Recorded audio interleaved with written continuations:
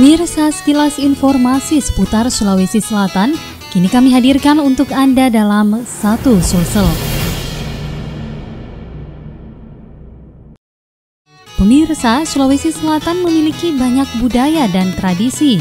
Salah satunya yakni paraga. Paraga adalah teknik memainkan bola raga dengan konstruksi bola berpindah-pindah dari kaki ke kaki.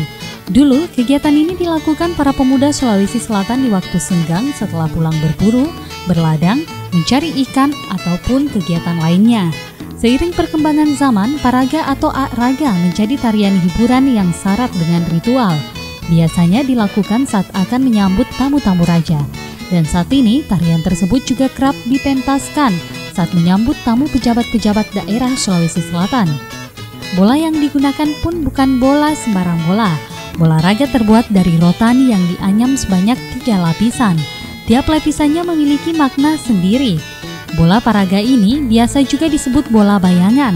Menariknya, meski bermain berjam-jam lamanya, bola raga yang dipindahkan dari kaki ke kaki 6 pemain tidak pernah jatuh.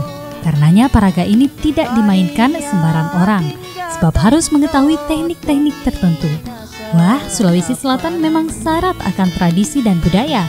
Bangga dong menjadi bagian dari Sulawesi Selatan.